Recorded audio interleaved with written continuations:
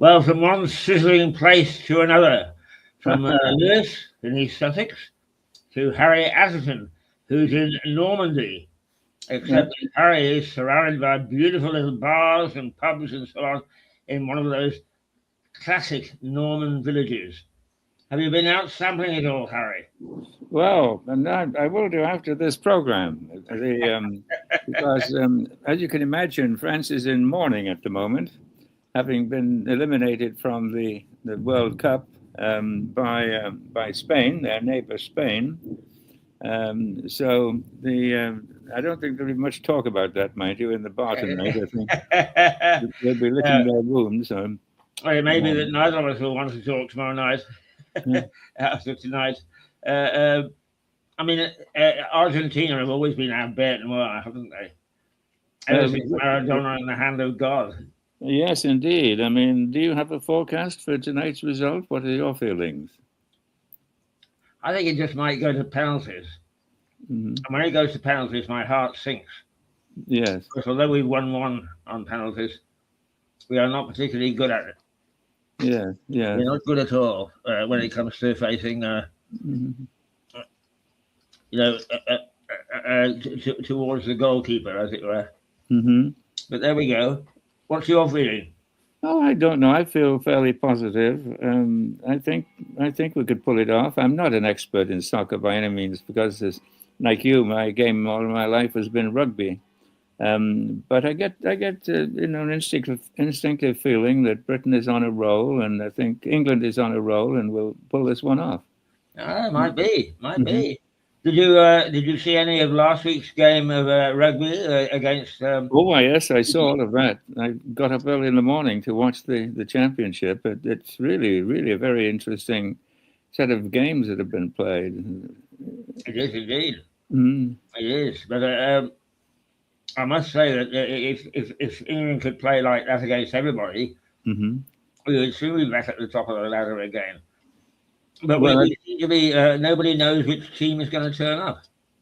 Indeed, and I think they need to play with more imagination. They're not as creative as they should be. Many of the other teams are much more inventive in the style of play that they're using, and we seem to be stuck in an old-fashioned, almost battering ram style of play, which we tried against South Africa, and that's the best team in the world you should try that against because they're impregnable. I mean, but constantly battering to get over the line when they should have got it out to the three quarters and made the game more fluid. So tactically, I mean, we have got some good three quarters. We're building a good three-quarter line anyway, and the experimenting with is Finn Smith seems to be a pretty good standoff half. Oh yes, indeed. Kicking is immaculate. Well, I think we're quite well off in standoff halves. In fact, we're quite well off in three quarters. But whether our choice of the frontline players is the right one, I'm not sure. And somebody who is a force to be reckoned with the second he's on the field is Harry Pollock, and yet for some reason they just sort of bring him on as a substitute. Yeah. And because of his bad boy image, I suppose.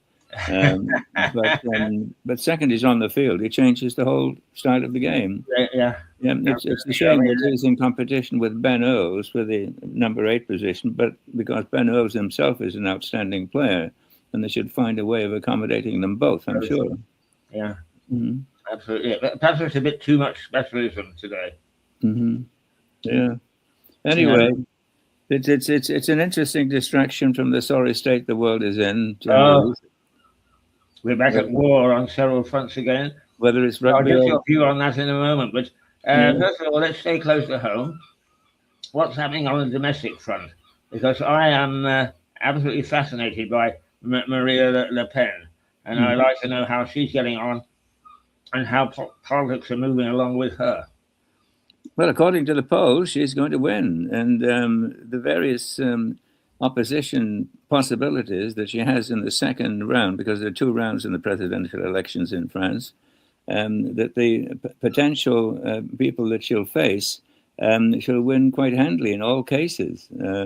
if the extreme left, Mélenchon, faces this, she'll just wipe the board because he just hasn't got the political credibility to be an alternative to her. One or two of the middle of the roaders, such as Attal, the former prime minister, and they have a possibility, but they too, according to the polls, they won't come close. So she's likely to win, and it's about time really, because it's a little bit like the Farage party in Britain. Everybody is putting them down, but the people, that's what they're asking for. Yes, it's a denial of democracy. Now, whether you're for Farage or for Le Pen or any of these people, that's not the question. The politicians are living in a bubble in both countries, and they're just not listening to the people. I agree with you totally. If it wasn't Farage, it would be somebody like him, and that's what they want. Yeah, And that's to a degree what they desperately need. And that's not there to defend Farage. It's just to think in a democracy we should listen to what people want.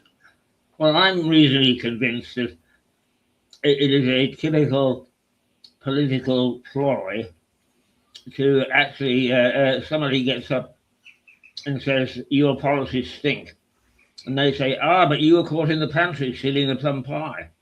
Mm-hmm. Yeah. And our media is in such a state at the moment that plum pie, Farage and the plum pie, they concentrate on that sort of stuff, scandal and gossip, instead of whether, in fact, Farage is actually being pilloried. I think he is. You think if there was an election right now, he has a good chance of getting through? Or? From some of the more serious commentators, I'm told that his depth of support in the country is pretty enormous, mm-hmm. and that the political parties are reacting to that. Sure, Starr might well have gone full term. Mm-hmm. It could have been calm waters, but the Labour Party is panicking. The Liberal Party it seems to have gone in reverse, and Badenoch is emerging herself as a pretty firm leader who wants to lead the party in the right direction. But a commentary in the Telegraph the other day said, can she actually bury the old guard fast enough? Yeah. And I think the answer is no, because they're still there on the benches, But I think what has happened is the Lib Dems, for the lanyard class, or whatever they call themselves, they have become simply a rallying point for opposition, as indeed have the Greens. The dissatisfied people who still want to stick with the old system, the old values, and they're there as protest entities, but I don't think they're going to have much effect on British politics or what the British public are looking for. Not the way I read it, and of course all of this the theatre that is surrounding the coronation of Burnham as the incoming prime minister. It's good for him in a sense, but wasn't there anybody in the entire firmament of Labour MPs that has the qualities necessary to put themselves forward, not necessarily to be prime minister, but to be allowed the chance to be prime minister? That this is more like simply a coronation. All the hope is centered on one man, and we really don't know what his policies are yet. And a lot of it hinges, as the newspapers say, on who he chooses as Chancellor of the Exchequer. Yeah. Well, I was a bit taken aback at myself, Harry, because Burnham over 2 or 3 years, mm-hmm. From people that I know as well as in the newspapers. And when the photograph first came up, I realised I didn't recognise this guy. Mm-hmm. I didn't know who he was. No, he's really been very Manchester-centric, if that's the right word. Mm-hmm. And whether he can actually appeal to the entire country, he may turn out to be worse than the one they've got at the moment, Starmer. Well, we don't know. We're really not sure what he stands for, what his policies are. It seems that he feels that Britain is undertaxed, and therefore will boost taxation, and doing nothing about cutting all these frightful and unnecessary expenditures.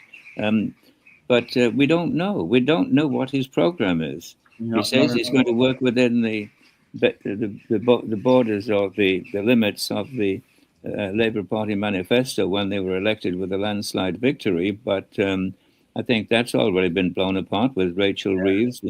So we don't know what he's going to do. Now, individually, he's quite a personable guy. He seems to be easy, relatable, and doing well. He's a very good politician, I think. He knows how to work people and change his views according to which way the wind is blowing on us in the morning. So it's obviously got leadership qualities, but what his program is, nobody knows. And also, he's a new boy stepping in from the cold with all the old guard, much as they may be on the defensive, ready to watch his every step. And the people that he's called upon to be his own Praetorian Guard, the Miliband's, for instance, are already disgusted by the country.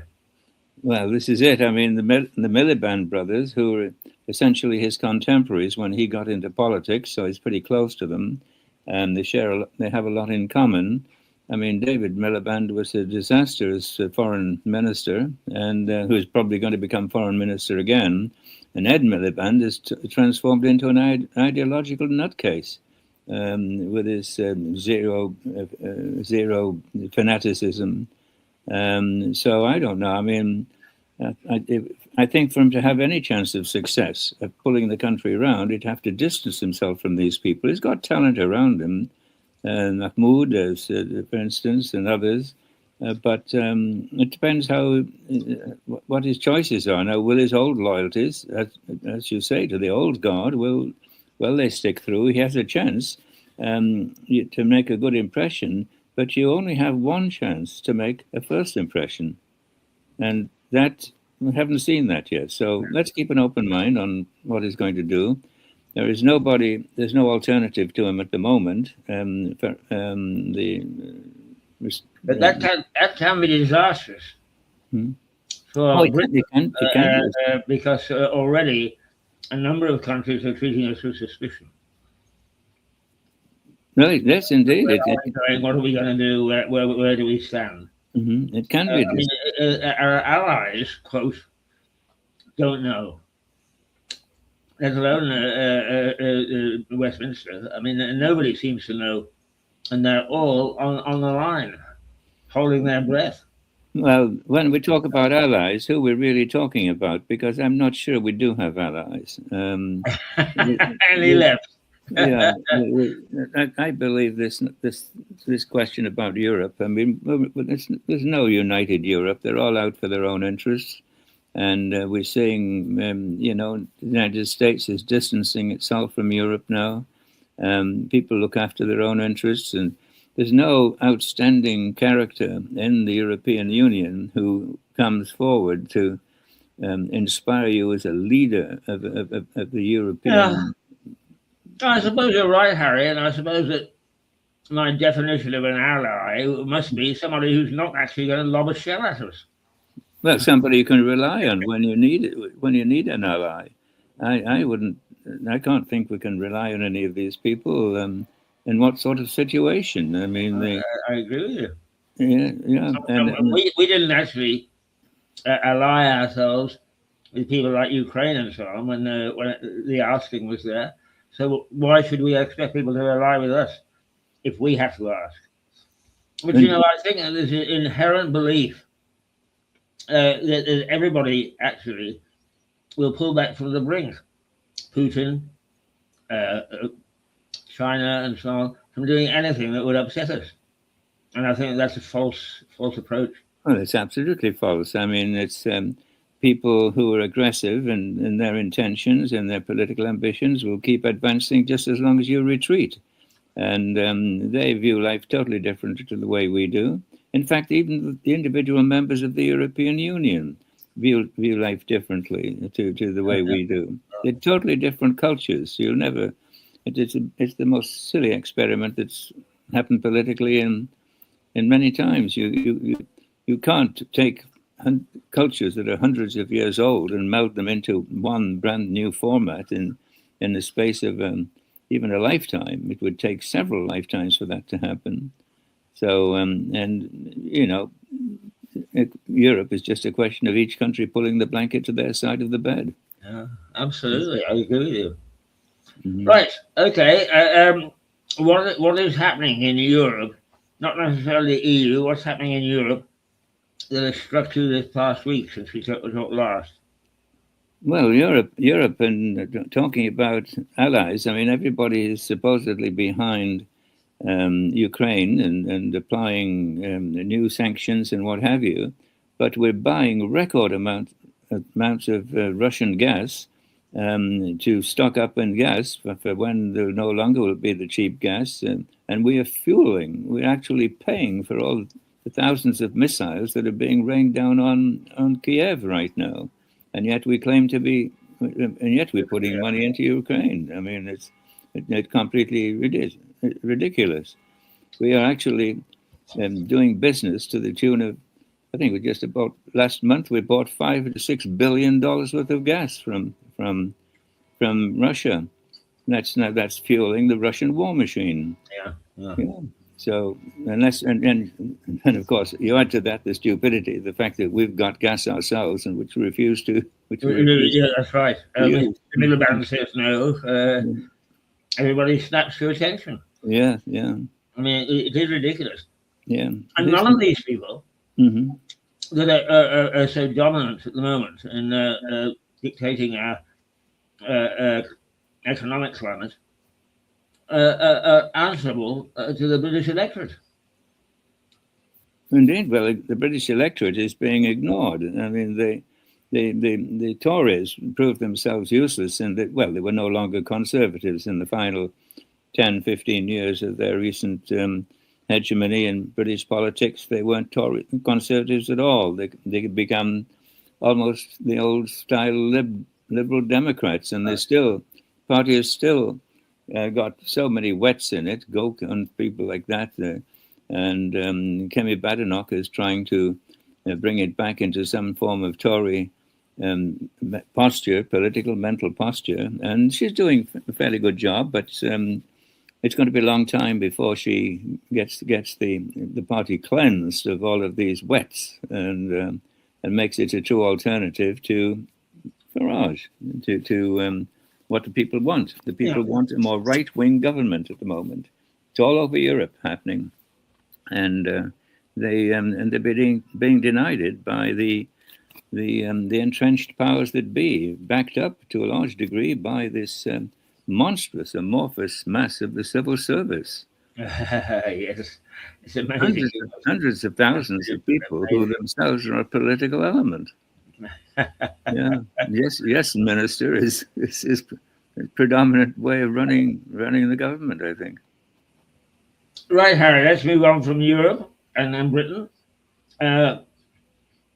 What has our Mr. Trump been up to? Well, Trump is started up the war again. The nightly bombardments. Well, mind you, nightly. He started daytime raids at the moment, but they're just half. They're just not serious efforts. He's not doing anything to Iran. Only when he starts attacking infrastructure such as bridges, energy centers, oil production, takes out Cork Island or something quite serious like that. And surprisingly enough, many of the water desalination plants. That's the only way you'd bring Iran to its needs. It's to its knees. It's led by a band of ideological fanatics and bombing their military installations, which they've got now well hidden, and still quite powerful. They're able to riposte quite easily with the huge supply of rockets and drones. So unless he starts to fight a serious war, he's going to lose. I'm not sure if he hasn't already lost. Yes. Well, I mean, it was interesting that the first ship to put its nose into the Straits of Hormuz was attacked. Yeah. Yeah. It's all right. We'll let you alone. Boom. But Trump has produced has proved that he's not the person of the moment. He started off with I mean, a detestable guy in terms of his personality, but a few ideas that I think were needed. One, at least, is to stop the Iranians getting the atomic bomb. That was a very necessary step. And so the Iran war was very necessary to put a stop to that. They were apparently very close to having the bomb. And so that is to be praised, but his handling of it is ignoring the technical advice of his military people and all the rest of it, his bombastic fashion of doing it. I mean, he is dangerous, and the sooner he's gone from there, the better. But like everything, you don't want to throw the baby out with the bathwater. It's essential for the future world security that Iran does not get the bomb, and therefore it's essential that we bring about regime change or put the country in such an economic state that it cannot pursue those types of ambition. It's an exporter of terrorism already. Finally, we've banned the Revolutionary Guard late in the day, and so the idea behind the war is in a sense a noble one, but being very poorly handled by a bunch of incompetents. What is it, Harry, do you think, creates a situation like this where almost every Western nation has been in either suspect or weak leadership all at the same time, and all at the time that they are needed? Well, the West has been living on a peace dividend and under the umbrella of protection of the United States ever since the end of World War II, and certainly since the end of the Cold War, and so they've not invested in defense, and they no longer have a sense of nationhood. If you to believe the polls that which are quoted, very few British young people would believe in defending their country anymore. So that's within the lifetime of their parents or grandparents who sacrificed themselves in the hundreds of thousands for fighting against tyranny, but they wouldn't know what sort of a world is it that they aspire to be living in. Well, I don't think that all these youngsters that go abroad go to anything other than sand and sangria, and they come back thinking that's what it's like out there. Yeah. Isn't that absolutely wonderful? Why would we disrupt something like that? Yeah. I have no idea of the way that people live under the sun of authoritarian rule and so on and so forth in so many of these countries. Mm-hmm. Well, this is it. I mean, do we want to retain the Britain? Well, if you're in my childhood, that's one aspect of it. But the world is changing all the time. We perhaps we're no longer up to date with the collective will of the people. But is there such a thing as a British identity anymore? Devolution. Many of the old hatreds have come to the fore. Scotland, Wales, the English. I'm not sure it's a very healthy situation to be in, and so maybe our time is past. Yeah. And the news. I think it is, Harry. Having said that, what's filling the gap isn't very satisfactory. I mean, we can't say anymore. Well, that's not very good, but at least it will do. We're having to say that's not very good and it won't do. But we don't know what's going to fill that gap. You're quite right. Well, we're living in a world now where this Anne Widdecombe's death, for instance, the notion that we should have political or ideological assassinations, terrorist assassinations in Britain, it's almost becoming as if it's normal. The hate that is being spewed both by left and right. It is a country that is becoming highly unrecognizable unless we're prepared to clamp down very hard on that. That's going to the new world that our children, grandchildren, and their children are going to grow up in. In some ways, that's who we have to worry about, isn't it? Our children, because it's not going to make much difference to you and I, the amount of time that we've got left. But I don't think that nowadays that people look too much to the future. Well, that's right. They look for the moment. They live for the moment, and they want somebody else to pay for it. That's the yes. Yeah. And of how course, are we on? I had occasion this week to ask AI if they could find out for me the people involved in a concert in Moscow with the Korean, what I understood, the Korean State Orchestra and the Moscow Symphony.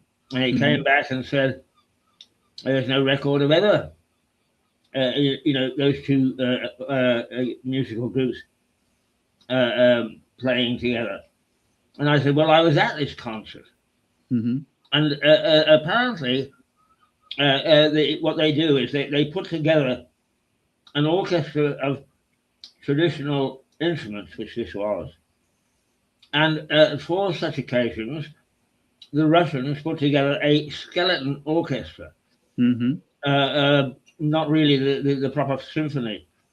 And this was a brilliant concert. It was an absolutely brilliant concert. But I also found out one of the pupils that I had, and the reason that I was there when I was in Moscow, was a lovely little Korean girl who apparently benefited very well from my training because she went back to be a star reporter in Korea and went out and became a White House correspondent and reported on the big issues in the state. So I was quite pleased that in asking about one thing, I discovered something else. Yeah. But Korea, Russia, what of them? Well, Russia, in many ways, I worry less about Russia than our reaction to it. Russia has, under the current regime, is aggressive. It's trying to rebuild the old Russian Empire, or at least part of it, and it's failed. It needs to be resisted. But I almost feel that Russia is a spent force, apart from its very powerful nuclear arsenal, and doesn't get silly and start throwing that around. It is no longer an economic force to be reckoned with, and its economy is essentially based on fossil fuels, and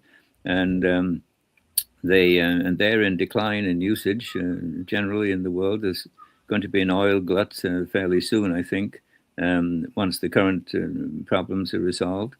So I don't see Russia really being in a position strong enough to cause a lot of damage in the next few years.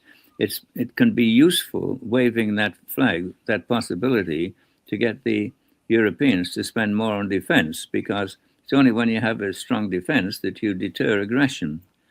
So it's very important that we use this opportunity to build on the myth, I suppose, that Russia will attack the rest of Europe. I think it could do in parts up in the Baltics, one or two adventures there. But no, I don't see Russia as a long-term threat, but only as long as we keep ourselves well armed and ready to deter them. And with this wishy-washy approach that Britain has, is that reflected in the rest of Europe? I'm sorry, I missed that one. The wishy-washy approach that we've got to defence, is that reflected in the rest of Europe? Well, it's not a priority. Their priority is to sign on another 1,000 people on the welfare rolls every day, and spending many times the cost of defending the country and putting the country back on a solid economic base. The priorities are different. They cater to their voters. These are the people who will vote for them. And it's a way of purchasing votes. All these benefits, if you take them away from them, they're going to vote for somebody else. So keep giving them benefits. Yeah. I mean, I think there's a lot of truth there, Harry. Is that happening in other countries? Oh, to a degree, yes. To a degree. Though there's one or two kickbacks happening in some of the so-called left-wing Scandinavian countries, where an incipient nationalism is creeping back in, and they're reacting against immigration. Even left-wing governments in Sweden and Denmark, and they're realizing that the public does not want that, and that their political future is based on taking a stronger line on it. So there are encouraging signs, but we're not there yet. We're still living off borrowed money, and increasingly borrowed money, and unfortunately, it looks like Mr. Burnham will be borrowing even more. Yes, it's very frightening. I mean, one of the things about Japan, even though it's borrowed far more than we have, it's its own money. But indeed it is. Most of Japan's debt is held by the Japanese. I think it's the larger individual debt that a nation has, but mostly by little old ladies in their savings accounts.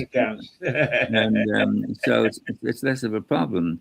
But they're in the front line, of course, against an emerging and even more aggressive China. So they, too, are in a very delicate position. Hopefully, the counterbalance of India, which is emerging as a very strong economic power and military power, will hold the Chinese in check. But hegemony over the South China Sea is, domination of countries like the Philippines and the rest of it has pretty much been handed to China on a plate. And they're not going to back off anytime soon. And of course, their ambition is to reunite Taiwan with the mainland. Yeah. And they want to do that in time for the anniversary of their revolution, and that's 59, is it? 49, sorry. So they're hell bent on doing that. And the latest story is that they're building entire mock-ups of the American fleet in the desert. And practicing dummy runs or real runs on how to destroy battleships and aircraft carriers. Amazing. All they got to do is to watch Tora. Yeah. And they're on celluloid. And they're increasing their armed forces constantly, and yet we just seem to be blind to that possibility. Well, actually, in fairness, Harry, China hasn't made as many militant challenges as it has in the past. Is it actually keeping its powder dry? Is it sort of pretending to back off a little, to soften its stance, while getting on with it behind closed doors, which of course Hitler did? Well, I think China faces a particular set of problems. One we've talked about before is that they're still paying the price of their reduced population from the one baby policy, which has been reversed, but it's a little bit, that'll take another generation or two to put that right. So they have a shrinking population. They have a population which is becoming more middle class and will want a greater say in things. Now, Xi Jinping, the leader, is cementing his authority, his dictatorial authority, to a degree, to prevent against that change. But I think eventually, structurally, it'll be forced within itself, and there'll be some sort of a progressive regime change. Maybe not in our lifetime, that's for sure. But in the next 50 years, China will, I think, have its structural changes which will require some level of democracy to be introduced. And at the moment, I mean, it's a highly surveyed and spied on public, and anybody who says the wrong thing, disappears, and it's very, very it's very much of a totalitarian state, and the current regime is making it even more so. Yeah. But that can only go to certain limits. It's just like Putin in Russia. I mean, there's going to be people who will turn against him in the long run. While you're successful, that's fine. But when things start to go wrong, they blame somebody, and there's always powers behind the throne. That's true. Always somebody looking for allies to their own position. Or ambitions of their own to take over. Yeah. Yeah. Is this sense of unease across the Pacific still there, Harry, or are the leaders there beginning to breathe a little sigh of relief? It's not going to happen on my watch. I'm sorry, I missed that, Steve. It's not going to happen on my watch. No, well, that's right, and people push it off. We're moving to in France. We're moving towards the end of the rule of Macron, and so he's a bit lame duck now as a president. So he's trying to establish what he thinks his legacy should have been, but he hasn't been a success. Many people say he was too bright for his own good. He was an intellectual. He wasn't a practical sort of a person. And, interesting guy, great speaker, great talker, personable, young, dynamic to a degree. But I think he's, to quote Keir Starmer, he's left France in a worse state than when he found it. Yes, I mean, actually, where the worry has been expressed about interference from Moscow has been amongst the northern states like Hungary, Poland, and so on and so forth. Mm-hmm. Is the same sense of anxiety present in the rest of Europe? Oh no, not at all. There's no, even in France, there's no anxiety whatsoever. When these questions are asked to the public in broad polling, they don't even get onto the question list.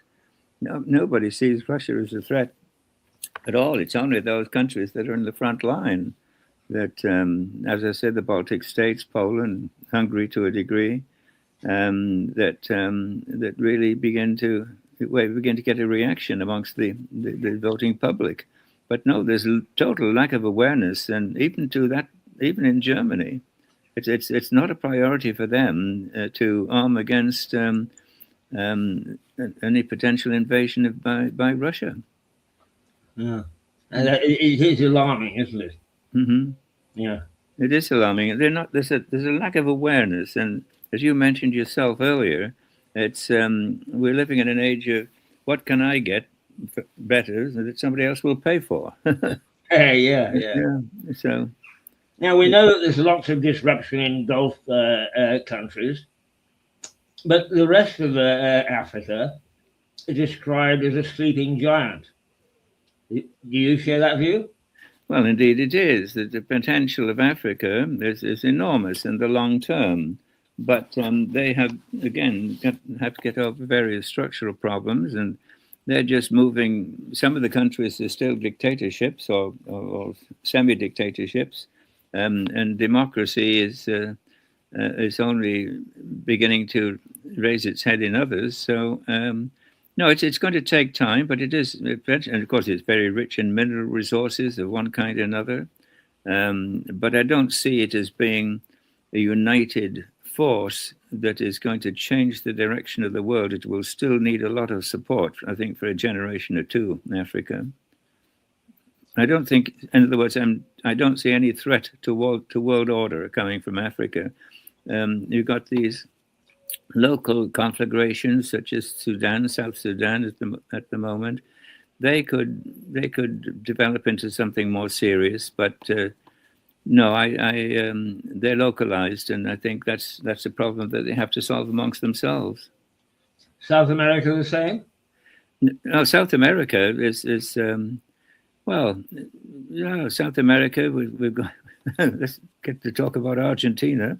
And if they win tonight, they will be literally politicizing the event to try and get their hands back on the Falkland Islands, which is a bit of a joke, really, considering the history of the Falkland Islands were annexed to Britain in as early as 1690, and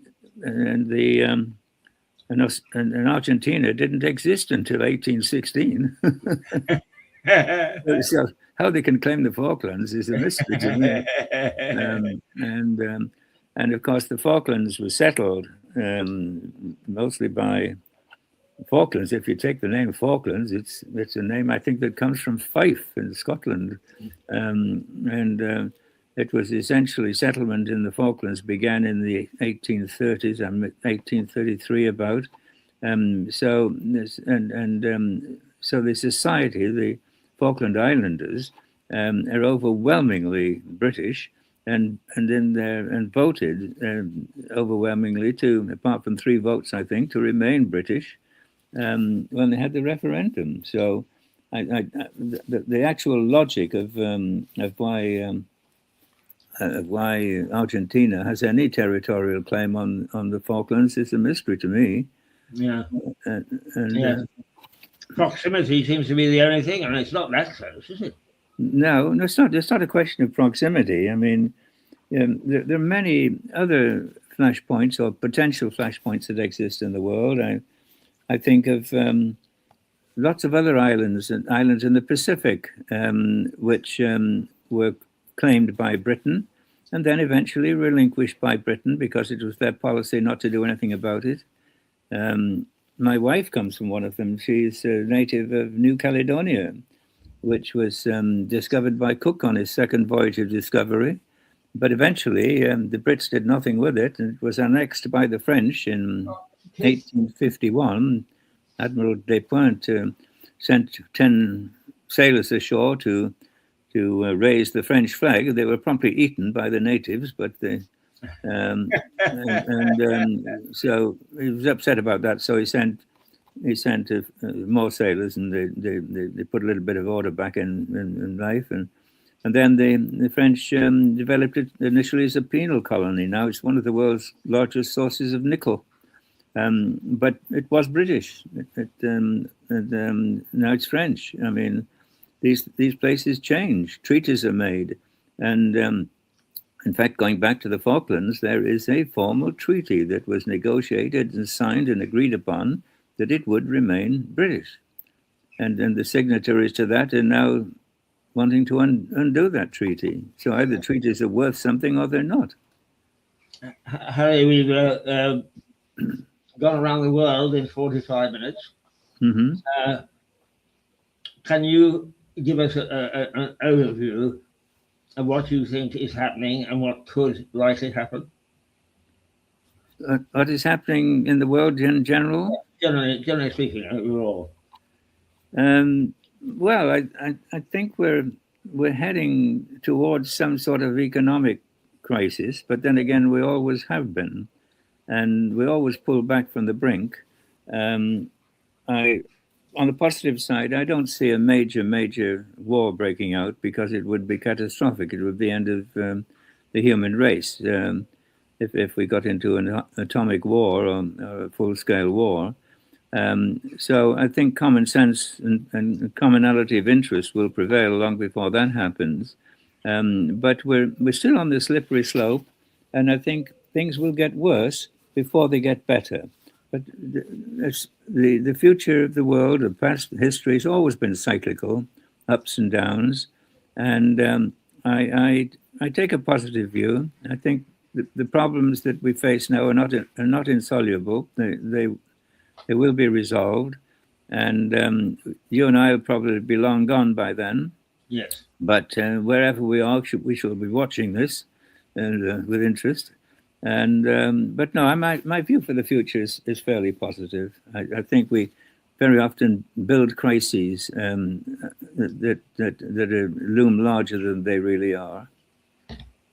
Yeah, I mean, it is interesting that actually Russia did not pull back from the brink when it should have, and actually I always remember interviewing an economist from, yes, an economist from The Economist. And he used the phrase, the markets rose up and spanked them. And Yeah. Well, that's so true. I the mean, markets do have that power of spanking, don't they? yeah, but these are the forces that are at work. I mean, eventually, if Britain doesn't get its economic act together, the International Monetary Fund will step in. There are safeguards. I mean, you can't just keep borrowing indefinitely. So there are mechanisms in place that will protect nations from their own incompetent governments. Yeah. No. But overall, do you see one power or the other becoming dominant? Can you see any signs of that at the moment as to who that might be? Any signs of who might become the dominant power over the next 100, 200 years? Oh, in the world, you mean? Yeah. Oh no, I don't. I think the world is essentially fragmenting at the moment into power bases, and they will find a level of equilibrium. So, and there's no future in any of them in going into a major war, not with modern weaponry. So there'll be spheres of influence, and they will change. I don't think we should write off the American sphere of influence just yet.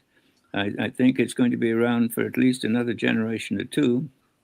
It's still a very powerful force to be reckoned with. It's had a dearth of good leaders recently. It had so-called nice guys like Barack Obama, who really were quite, I think, useless. They didn't do anything, really. And we've had these raving nutcases like Trump, who is making a mess of things altogether.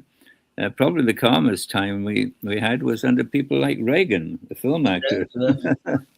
And the world it kept the world pretty much at peace in the Reagan years. So, it's not worth saying he was a good president or a bad president, but Harry Truman was a great president, I think. He kept the lid on things after World War II. And so we need somebody like that to take over. And on the sphere of influence of which we will be part. Now, the other Asian spheres of influence, led by China, of course, and involving North Korea and others, and maybe some of the Middle Eastern countries, there'll be other spheres of interest, and they will follow their path. But all things being cyclical, they've constantly, the more powerful somebody becomes in a regime, the more they've got to watch their backs. Yeah, that's right. Well, Harry, as usual, wonderful analysis. We have gone out live, but this will be replayed tomorrow morning for those people who are used to having you on on a Thursday morning. So if you roll out of bed and you've got the television controller in your hand, at some stage you can click it and watch yourself. The reason I couldn't do it tomorrow morning is because I'm seeing the surgeon tomorrow. I managed to fall over for the second time in 2 weeks and tore all the muscles in my left arm. And it's a bit of a mess, actually, inside, and all my ligaments are broken and very painful. So I'll be seeing the surgeon tomorrow to see if, he's not going to take my arm off. Yeah. Well, let's hope not. Yeah. Well, Harry, we wish you all the best with your visit to the hospital. And catch up with you next week. Here next week. And catch up with you next week, I take it. Yeah. Yes, and I am, because my own program is often dictated by people with stethoscopes around their necks. I understand what you'll be going through tomorrow. But hopefully that won't last for too long. Well, tomorrow we'll be able to celebrate England's victory over Argentina. So, yes. Well, 3-1 is round. Don't drop the glass. 3-1 is my forecast. Is that right? Yeah. All right. Yeah. I shall watch as we go along to see how close you are to be able to say that's what it should have been. And you know what? If they lose, as long as they played the game, I'm going to shrug. But it's not the end of the world. It becomes well, the friends go to these extremes and they set fire to the cars and riots. I mean, that's ridiculous. Well, perhaps to one or two people it is the end of the world, but to us, certainly not. It just means probably the setting of the manager. Exactly. Yeah. So we'll celebrate tomorrow. It's a delight to have you as usual and talk to you, and we'll see you next week, hopefully. Okay, Keith. God bless. Bye. Bye. Bye.